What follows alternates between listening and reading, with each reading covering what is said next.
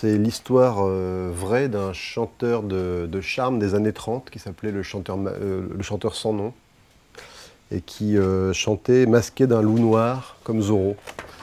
Voilà. Donc c'est un personnage assez curieux qui se produisait sur scène masqué et qui donc évidemment il n'a pas de nom, il n'a pas de visage, donc il est tombé dans l'oubli à partir des années 40. Et moi j'ai enquêté pendant 2 ans et demi pour retrouver sa trace et raconter sa vie. Voilà. Donc une vie assez truculente, assez haute en couleurs, avec pas mal de rebondissements. J'ai découvert donc avec le dessinateur Olivier Balèze que ça avait été un destin exceptionnel, tragique, qui côtoyait la route de Édith Piaf et de Charles Aznavour et qui nous racontait une histoire complètement invraisemblable. Donc finalement l'histoire était à la hauteur de l'appel du masque et de l'envie d'aller fouiller derrière.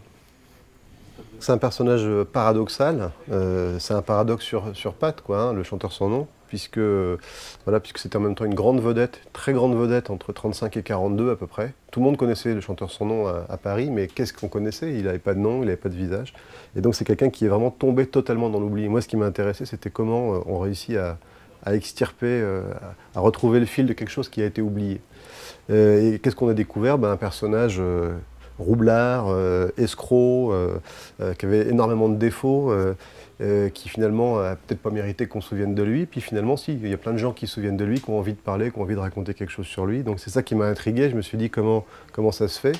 Et voilà, le paradoxe, c'est surtout que c'est quelqu'un qui ne s'est pas toujours forcément super bien comporté, mais qui a laissé un excellent souvenir à tous les gens qui l'ont rencontré.